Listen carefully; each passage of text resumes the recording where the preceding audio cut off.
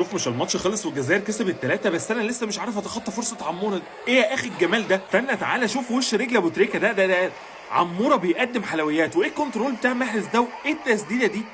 الجزائر بتقدم متعه، يعني الطبيعي والترند ان الكل دلوقتي هيتكلم عن رياض محرز اللي سجل هدفين، لكن انا هقول لك ان ما شاء الله دكه منتخب الجزائر لا تقل قوه عن منتخبه الاساسي. بذكر منتخبه الاساسي خليني اقول لك ان بحب هشام بوداوي قوي، عمل اسيست خرافي في الهدف الاول. بص كده على الاسيست وجماله، ايه يا اخي الكعب الحلو قوي ده. وما تنساش تدخل على لينك الفيلباي عشان تتفرج على كل الماتشات. واحد من افضل لعيبه النهارده مع عموره، غير ان عادل بولبينا نزل اكل له 2 3 وكان هيسجل هدف. ابراهيم مازا النهارده كمان هو اول اهدافه بقميص المنتخب الجزائري. لقطه زين الدين زيدان وهو بيتفرج على ابنه في مباراه الجزائر والسودان كمان كانت من حلويات المباراه. ان منتخب الجزائر بيحقق فوزه الاول في كاس الامم الافريقيه من 6 سنين من مباراه السنغال. رياض محرز بيسجل اول اهدافه برضه من 6 سنين، غير حضور الجماهير الجزائريه جنب الجماهير المغربيه في منظر حلو جدا بصراحه، بعيدا عن تضليل قناه الجزائريه الاولى اللي كانت بتذيع المباراه اذا كان في الاستوديو التحليلي او حتى المذيع اللي مصرين على ان الاستاد فاضي. النهارده بيحضر 16000 مشجع.